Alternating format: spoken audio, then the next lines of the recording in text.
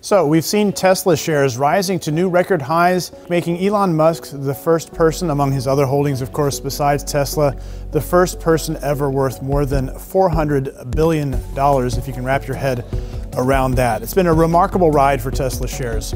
As recently as August, the shares traded below $200 at one point, and here we are above $415 a share, the market cap of Tesla at $1.3 trillion US dollars.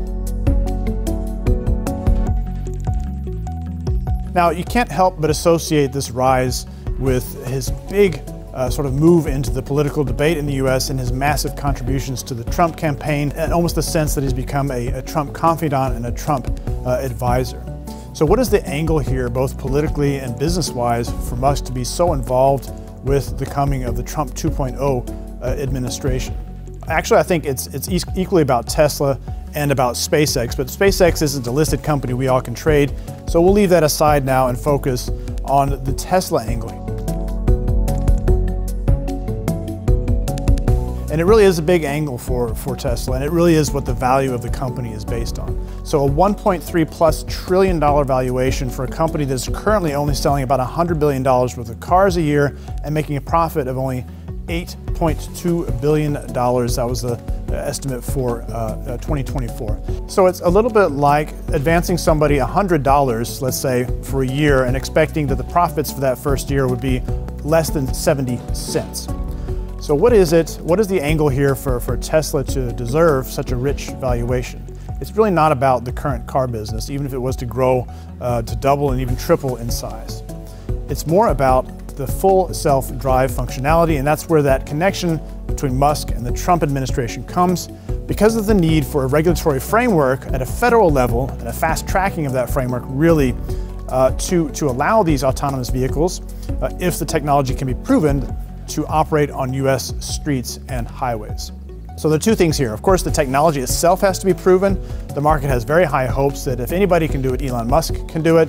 He has a massive AI data center he's building out that will be analyzing this rich data set of real-time traffic navigating things from their current experience of recording all that traffic data in the current Tesla fleet. So there's the AI angle, hopefully to get this full self-driven technology. It's not there yet. There are interventions that are needed every, let's say, 50, 100 kilometers, sometimes more if it's on streets versus highways. This has to be a completely fail-safe system for it to operate. And that is the hope. He's promised it many times before. It's not there yet, but Tesla has to deliver both the technology, and then on the regulation side, they have to get the framework to be allowed to operate. So all that valuation of Tesla is based on the idea that from, let's say, 2026 and onwards, we'll have an enormous fleet of both Teslas that can autonomously drive, the ones we know today and the latest versions of those, and the so-called cybercab has no controls and is totally autonomous and can even be used by its owners for ride sharing. So sort of farming that ownership of that vehicle out to be used by other people to get from point A to point B. And theoretically, a massive utilization of that vehicle, as much as 20 hours a day, except for refueling times. So it may not be necessary that it's limited to its own vehicles, but be in any vehicle that is capable of running the software. But first things first, Tesla has to prove that it can get this technology right. So far, it's tried to do so with this video-only technology. Very controversial. He has said, Elon Musk, that LiDAR, this sort of light-based way of feeling out your environs, that some of the virtually all of the other self-driving vehicle companies are employing, is not workable, it's too expensive, and it's not needed.